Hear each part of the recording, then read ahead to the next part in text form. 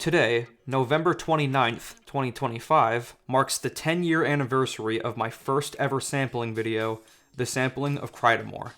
This is one of the most important videos I've ever made. It was a topic that had yet to be covered on YouTube, and it partially led to my channel reaching an audience who shares my taste in music. I came out with a more up-to-date and accurate remake almost 7 years later, and both versions rank among my most popular videos. To celebrate the 10th anniversary of the original version, I've decided to revisit the topic of Crydamoure once more. Although I've made 2 sampling videos about the label, I've never given my thoughts on the actual catalog of Crydamoure tracks. I also haven't seen much long-form discussion on the label outside of a video by Pad Chennington. With this in mind, I thought it would be fun to go back and review every single release on Crydamoure. For those who don't know, Crydamoure was a French house record label founded by Guy-Manuel de Homem-Christo, who was one half of Daft Punk, and his friend Eric Chedeville. The label was active from 1997 to 2003. In addition to contributions from other artists, Homem-Christo and Chedeville released their own music on Crydamoure under the name Le Nightclub. The name Crydamoure is derived from the French phrase cri d'amour, which means cry of love in English. By that logic, the label is actually called Crydamoure and not Crydamoure, but I'm just so used to calling it Crydamoure that that's what I'm going to stick with for this video. While being interviewed for Ghostz, Eric Chedeville likened the artist on Crydamoure to a family. I'll leave a link to the full article in the description, since it's an insightful look into Chedeville's life. Anyway, I discovered Crydamoure not too long after becoming a Daft Punk fan. I had learned that both members of Daft Punk founded their own labels of house music. Of course, wanting to hear more music like Daft Punk, I looked into both of these labels. The first Crydamoure release I heard was the Waves compilation from 2001. I'll talk more about Waves later, but when I first heard it, I loved almost all the music on it immediately. I later bought a physical copy of it on Amazon, and the rest is history. So, what material will I be covering here? I'll be going through the 19 singles/EPs, the 2 Waves compilations, and 3 miscellaneous tracks. Without further ado, let's dive in, starting with... Now this is an excellent way to kick things off. Despite being the first single on the label, I'd say it's one of the best. Unlike a lot of the other Le Nightclub tracks, these 2 cuts have a strong wintry vibe as opposed to a summery vibe. I know saying that they're wintry is blatantly obvious given their titles, but there's more to them than just that. These are a cheerful pair of Christmas tunes, and I love how unique they are. Santa Claus begins with a recording of cartoon wind sound effects, combined with chime noises and footsteps of presumably Santa Claus walking in the snow. We then get a crunchy house beat, and eventually the main sample comes in. The sample was unknown for years until it was discovered in 2022. It's a great sample that gives the track a playful edge. The bass line is also incredible, and the track changes around just enough to remain interesting. This is exactly what I'd want out of a Christmas-themed French house track. Holiday on Ice, meanwhile, goes for a warm, heartfelt mood. It's characterized by the echoing, plucky synths that run throughout the piece, as well as another great bass line. There's also some subtle yet beautiful strings that pop up periodically. This particular cut has a couple similarities to the Daft Punk song Around the World, which makes sense when you consider both tracks were recorded a week apart from each other. Regardless, Holiday on Ice is easily the most nostalgic sounding Crydamoure track. It evokes imagery of everyone being happy around Christmas time, and I just love it. I'm guessing they went for a winter theme for this single because it may have been released around the end of 1997. I can't confirm this, but given that this is the only Crydamoure release of the year, that's what I'm led to believe. Either way, this is a great first impression of both Crydamoure and Le Nightclub.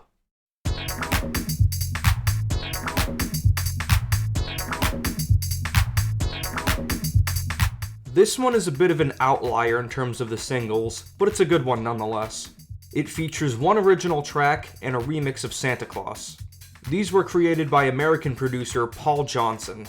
Despite suffering from chronic health issues, Johnson became one of the most important artists in the Chicago house scene. This marks the first time a non-French artist would contribute to the label. He had been friends with Guy-Manuel as well as Thomas Bangalter for a couple of years at this point. Both have directly cited him as a musical inspiration, so his presence on Crydamoure isn't much of a surprise. Although not well known outside of house music fans, White Winds is very much a classic sounding house cut. The punchy 909 beats are iconic, and the samples from the Black Ivory song of the almost same name make for great hooks. I really like the LP filtering and stutter edits he did to these samples. It's a straightforward yet enjoyable track. The Santa Claus remix is basically a White Winds-ified version of the original. It starts out with a cute little interpolation of Santa Claus is Coming to Town, delivered through a MIDI vibraphone. The rest of the remix takes the main loop from the original version, adds a new beat on top, and features the same LP filtering and stutter editing techniques used on White Winds.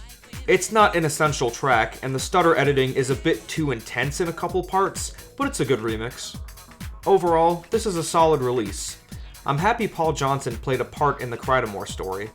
Sadly, in the summer of 2021, he passed away at age 50. May he continue to rest in peace.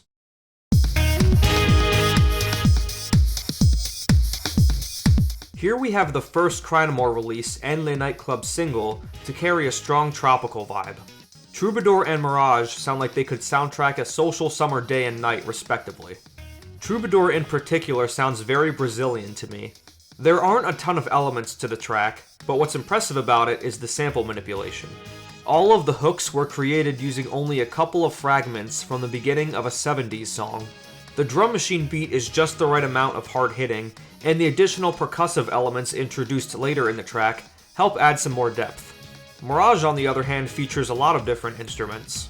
Electric pianos, guitars, subtle organs, and more are all found here. I really like the electric guitars and bass specifically.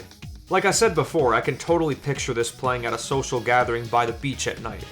In comparison to Troobadoor, this is a more textured piece that relies on original instrumental textures rather than samples. Both cuts are a lot of fun though. Something that I'm sure you've noticed by now is that each track has its own art associated with it.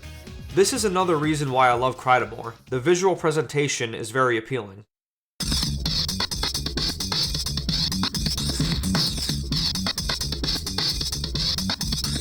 The fourth Crydamoure record features two versions of the same track instead of two completely different ones. Clocking in at 8.5 minutes, Intergalactik Disko, spelled with K's instead of C's because it's cooler that way, is one of the longest tracks on the label. Both versions have a number of similarities, but enough differences to set them apart, and they have enough variety to justify their length. The original version features a massive banging beat, and a variety of audio effects, like a flanger filter added on the drums occasionally. There's a reason why French house is also called filter house, and tracks like these really exemplify that.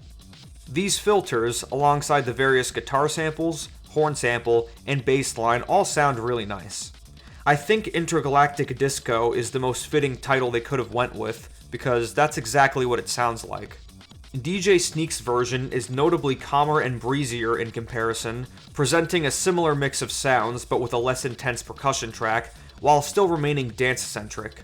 Both versions are great, but I think I like the original a little more. That one has more going on and feels a tad more unique, but DJ Sneak's variant makes a clever sample use of Intergalactik by the Beastie Boys. I already liked that song prior to discovering Crydamoure, so to hear those iconic opening vocoders retooled into this new context is pretty awesome. Also, this is a small detail, but I like how both versions are around the same length. It really makes them feel like two sides of the same coin, or in this case record, more than they already do. Even if it's not the only one on the label to contain a space theme, Intergalactik Disko is a unique entry in the Crydamoure catalog. This is another strong single that's worth looking into.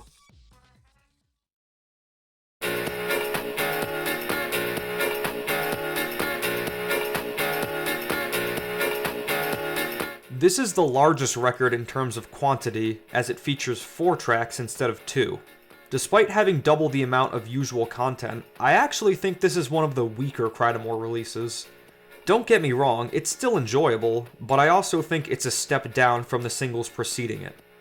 Once again, we return to a tropical theme with both the sound and presentation. Boogie Shell is definitely the best of the 4 tracks here.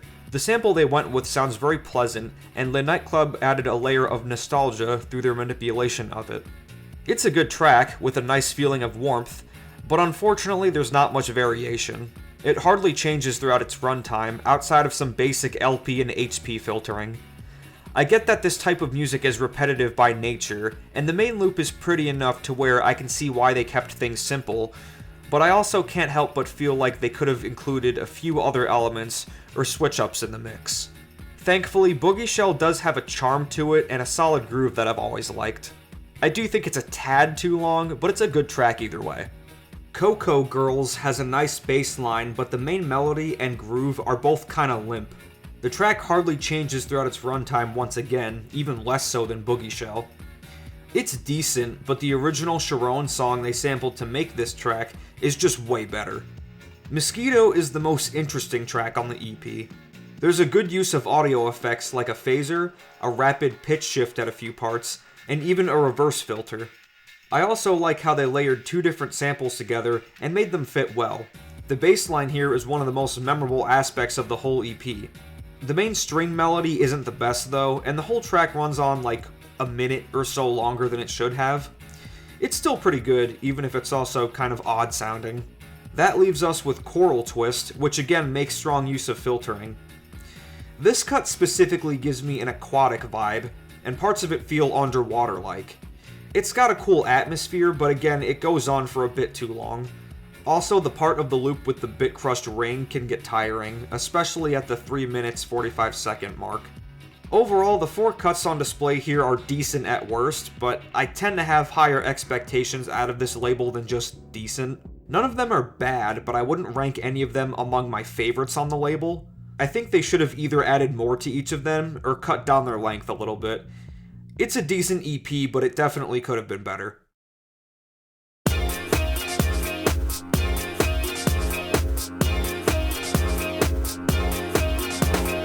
Here we have another one of the best Crydamoure singles.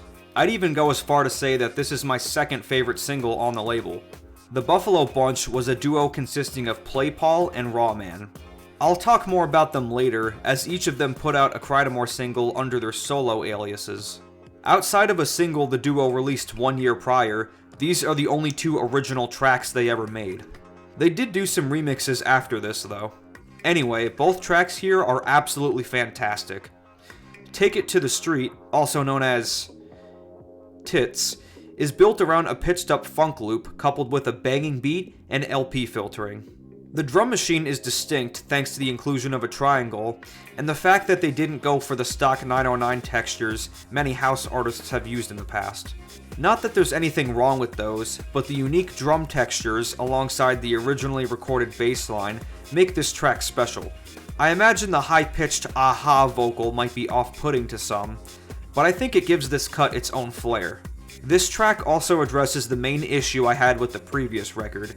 It actually changes throughout its runtime instead of just mostly staying in place. The changes are small and subtle at times, yet they're very effective. The fact that they're present makes this track a lot more enjoyable than it would have been otherwise. Music Box is structured very similarly, but this one makes even better use of samples. I know I've said this before, but I love how they stitched together 2 completely different samples and made them sound so natural together. The vocal chop and horn stab introduced in the latter half are great touches as well. Both tracks here are prime examples of what makes French house so great. They're lively, punchy, exceedingly creative, well-paced, and a blast to listen to. I enjoy them about equally. Music Box has a little more of a busy mix, but Take It to the Street has a little more energy behind it.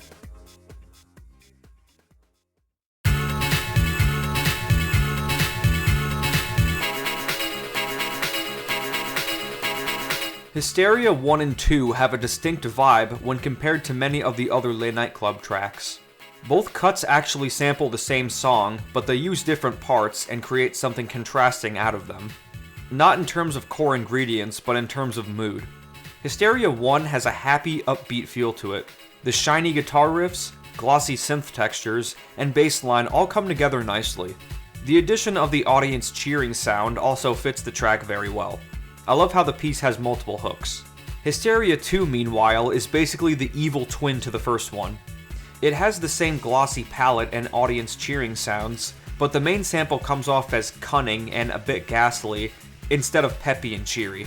It still sounds playful, just in a different way. This track is noticeably more repetitive than its predecessor, but it does make better use of the LP filter. I also like how it's coupled with a phaser effect. While they may not give me much to comment on, Hysteria and its sequel are another pair of solid Le Nightclub tracks. Hysteria 1 is better than Hysteria 2 since it's more creative, but both of them are welcome additions to the label's catalog.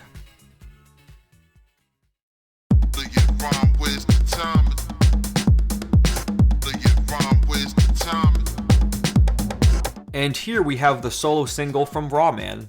This was Rawman's first single as a solo artist. He'd go on to release a handful of others, mainly on his own label, We Rock Music. These days, he's a member of a few electro and rock bands. One of these is actually with his wife, which is kinda cute.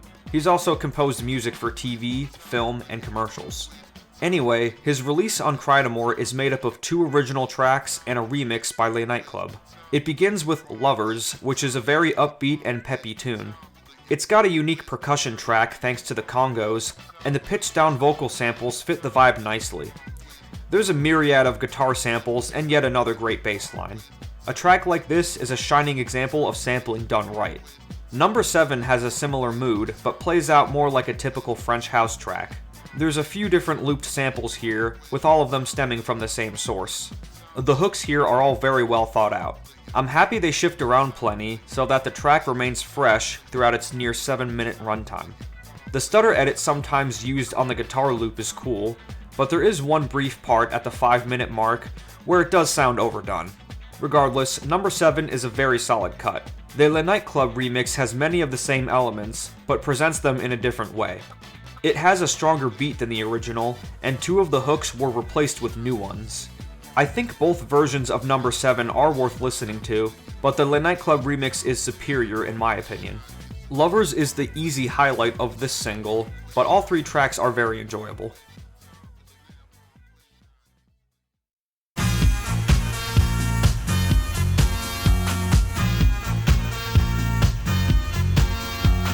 United Tastes of Deelat is easily the strangest release on the entire label. For a long time, I thought Deelat produced the tracks on it entirely by himself, but it turns out he had assistance from Le Nightclub. That seems pretty obvious in retrospect, since from a production standpoint, their influence can be heard quite clearly. Anyway, this is a weird crop of tracks. Of the 3, I'd only call one of them normal, but I'm getting ahead of myself. There's a lot to unpack here, so let's just get into it. The record begins with Wet Indies, which is easily the worst Crydamoure track, and it's not even remotely close. I absolutely hated it on first listen, and these days I still don't like it. The instrumental passage in the beginning and the Ronnie Laws samples are fine, but everything else is either whatever or actively takes away from the song. For example, the entire track features vocal interjections from Deelat, and most of these are just annoying. Hearing him constantly shout shit like, "Shake that booty, shake it, hey ladies," and "booty shaking," gets old fast. By the way, wow, very original subject matter. Also, if I'm being honest, the groove here is really weak. The main sample in a vacuum is fine, but the way it's presented here makes it sound kind of unpleasant. Same goes for the other 2 samples they used. I've heard both of these implemented in other musicians' work far more effectively. There's also a weird section towards the beginning where the whole track slows way down, and there's a bunch of female grunting sounds thrown on top. This particular section is god-awful, but thankfully it's brief. So yeah, Wet Indies is garbage. I get that it's supposed to be silly, but I mostly just find it awkward and irritating. Luckily, it's not a complete waste, because there exists a remix of Wet Indies by PlayPaul. This version was released as part of a 12-inch promo record in 2002, and it absolutely smokes the original. PlayPaul gave the track a much stronger groove, removed most of the parts I didn't like, and vastly improved the parts I was fine with. A lot of Deelat's vocal snippets are still present, but they work much better here than the original. Same goes for the Ronnie Laws sample. The fact that they were both pitched up slightly contributes to them working better here. PlayPaul also added a new bass line to parts of the track, giving it an extra layer of depth. Shout out to him for turning the worst Crydamoure track into a really solid banger. We'll come back to PlayPaul momentarily, but for now let's return to Deelat. The next track, GMF, is the strangest of all. Imagine you're about to listen to a song you've never heard before, and immediately after hitting play, you hear this.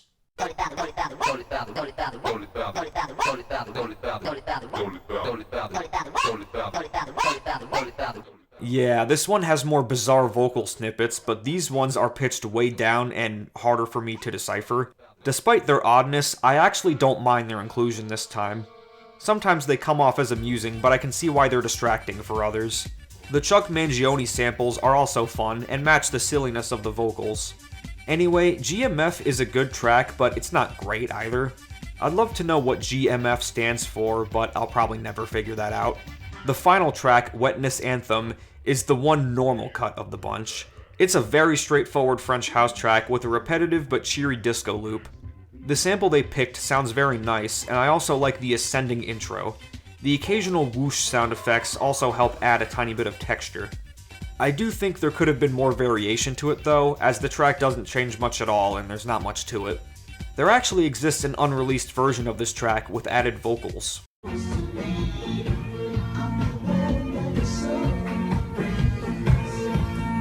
C'est quoi cette version là?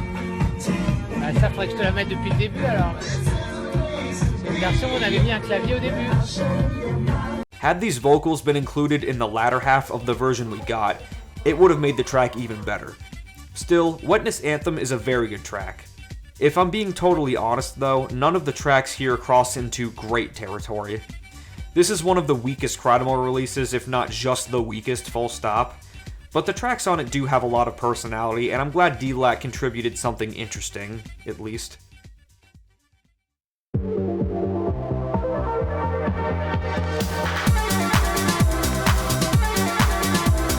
And now we have the solo single from Play Paul. If you don't already know, Play Paul is actually the brother of Guy-Manuel. Pretty cool. He'd go on to release a handful of other singles, mostly in the mid to late 2000s. As recently as this past June, he actually put out a remastered version of one of the tracks from this single on Bandcamp. That was cool to see, although I wish he included more than just the one track. You may have been able to guess this already, but Spaced Out / Holy Ghostz is my favorite Crydamoure single of them all. Both of the tracks featured on it are top notch, and they've never lost their charm.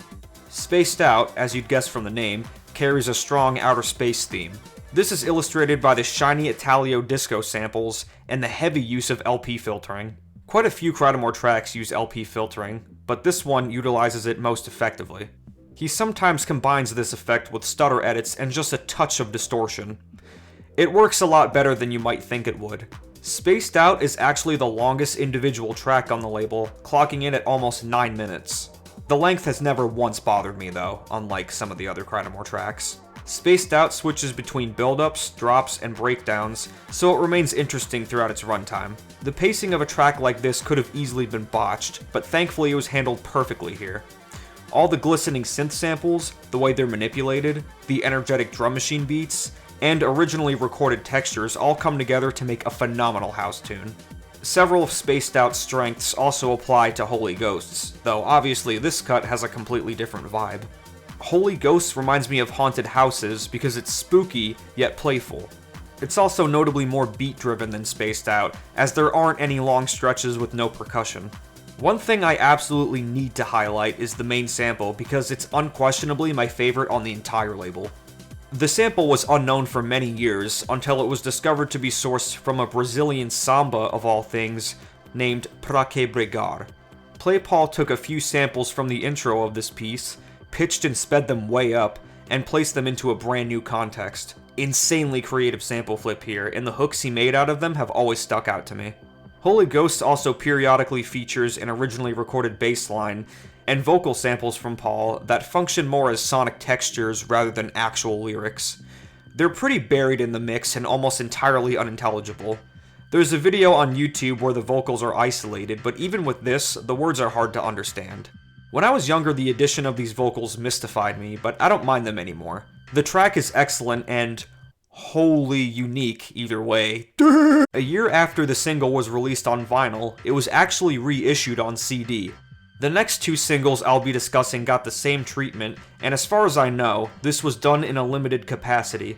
Only 3 of the 19 Crydamoure records saw a full CD release, if you exclude promo releases, but there were supposed to be more. I guess they figured it would be redundant with the existence of the Waves compilations. Anyway, the CD version of Spaced Out / Holy Ghostz contains 2 additional tracks. One is a radio edit of the former, which is not essential listening, but the inclusion of it makes sense. The other is a direct sequel to Spaced Out called Spaced Out 2.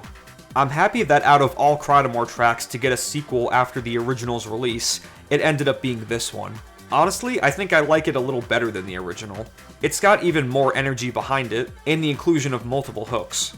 It's the most dense track on all of Crydamoure, packing in so many ideas and details in just over 5 minutes. The original does have a slightly better main melody, but the sequel has even more to it over a shorter runtime. It's a fantastic track all the way through. Thank you, PlayPaul, for creating these 3 stellar tracks.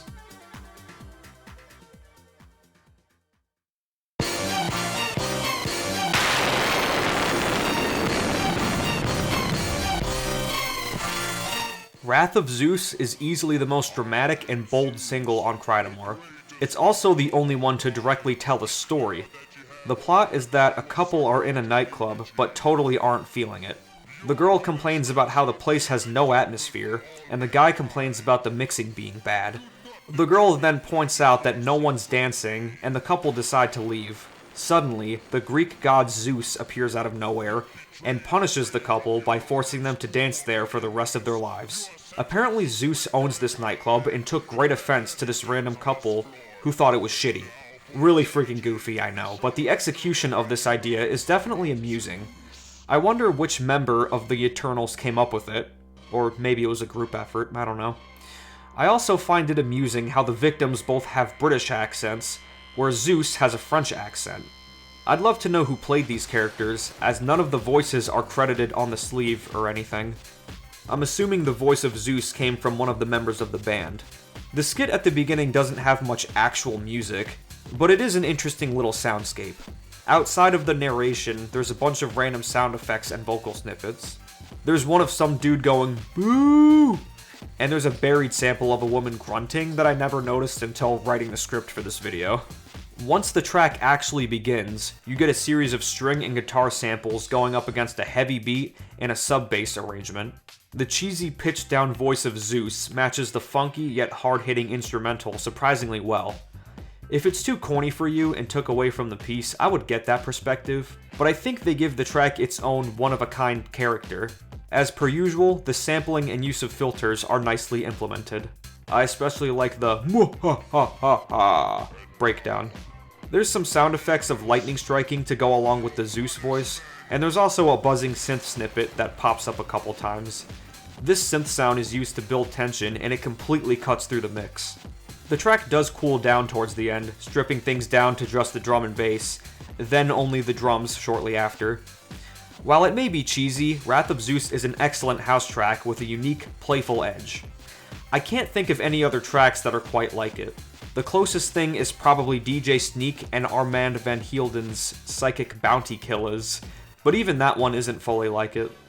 The Eternals would go on to release a full album called Astro Pioneers in 2003. The material on there isn't too far removed from Wrath of Zeus, it just relies more on originally recorded passages over samples. I'd recommend looking into that if you can. They were also active on digital spaces like SoundCloud and Bandcamp for the first half of the 2010s, but they vanished from public view around a decade ago. Before I move on, I should point out that the Wrath of Zeus single doesn't have an original B-side to go along with it. Instead, it's just 2 alternate versions of the original, which are pretty bare bones, followed by an acapella of the Zeus voice. The alternate mixes are nothing noteworthy, but it's cool to have an acapella. It means I get to do stuff like this. I, Zeus, the greatest god of all time, declare that you have me.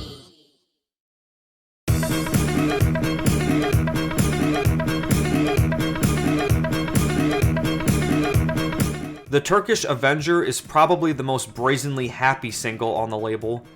Both the tracks on it are very upbeat and bright. They have a UK garage tint to them, but they're primarily done in the French house style. I've seen the title track described as a Crydamoure version of Daft Punk's One More Time, and I can definitely see why. The Teddy Pendergrass samples and the lively drum machines come together to form a joyful burst of raw energy. There's also the standard LP filtering, but aside from that, there's not much else to comment on.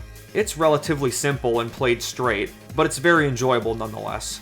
Coincidentally, One More Time and the Turkish Avenger were both released in November of 2000, though One More Time was recorded and completed back in 1998. Anyway, the other track, Feel Inside, relies much more heavily on HP filtering instead of LP filtering. That's a nice change of pace, as is the vocal hook. The beat is even more lively here, and the track has a cool ascending bass line. Again, there's not much else to discuss here, but it's also a very high quality track. This is the only Crydamoure single I own a physical copy of.